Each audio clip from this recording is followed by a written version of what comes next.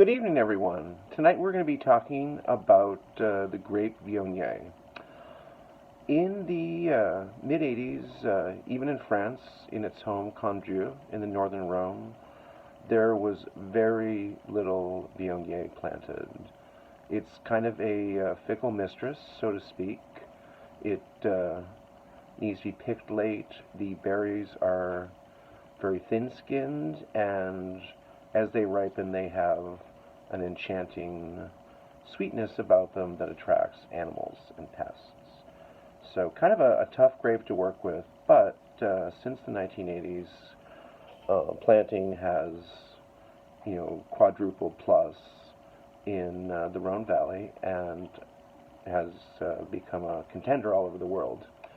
One goal of doing these videos is to demystify wines that are named by place.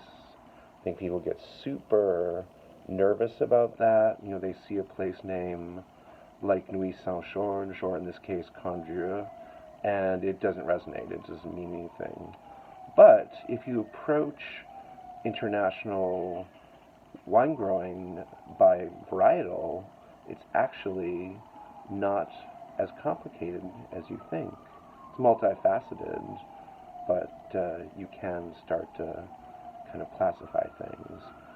So I had some technical difficulties with my first video on Chardonnay, so I took that offline.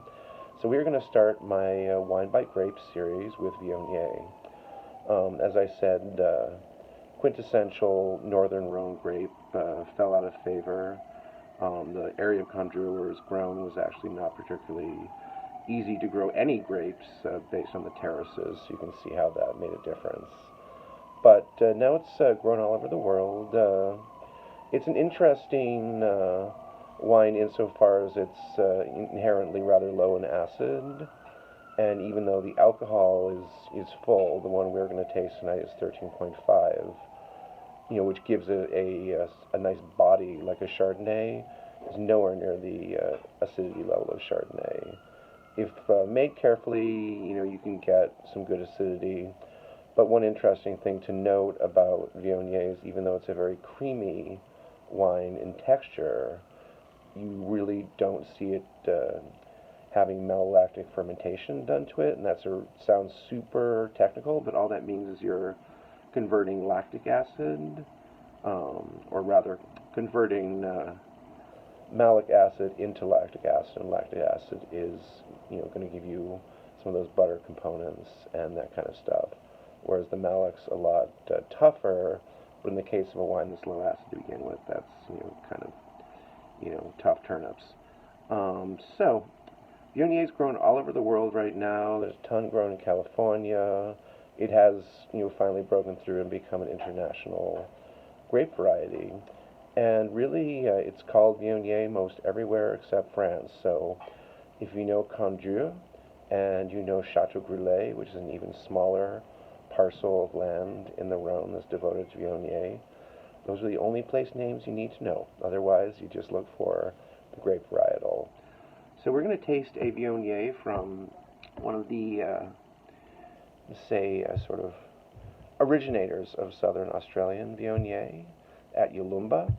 And this is their table wine series. This is their Yalumba Y series. Let's see what the bottle looks like. And one thing I always say is if you know a good producer, even their everyday wines are going to be of elevated quality. And this is true for this one. So we give it a little swirl. One thing you get with Viognier a lot is flowers. With this particular one, I get a really beautiful, clean lily of the valley scent. And also you get a little stone fruit. You get a little tree fruit. And again, stone fruit, tree fruit, what are those? Stone fruit are like peaches. Tree fruit are like apples. Things that grow on trees or things that have stones. So give this guy a taste.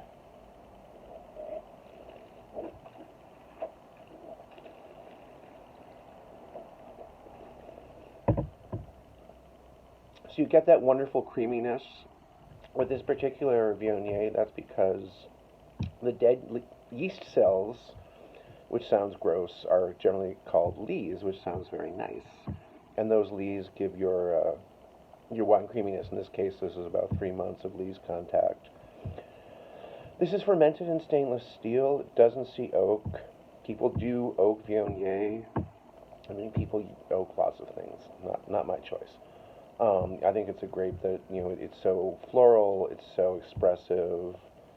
It has a lot of the appeal of a Gewürztraminer in terms of aromatics. It has a fullness that recalls Chardonnay. And again, if made by a caring winemaker, the acidity is balanced. It's not pronounced, but it's balanced. It works. So anyway, a fun wine for curries. Other things that you would feel uncomfortable pairing white wine with, this actually goes great with. A lot of Asian food. Not necessarily great with vinaigrettes, so keep that in mind, but very few wines are great with vinaigrettes. So in any case, thank you for following along, and again, this is the Wine Investigators, and I'm sommelier Mark Gallagher.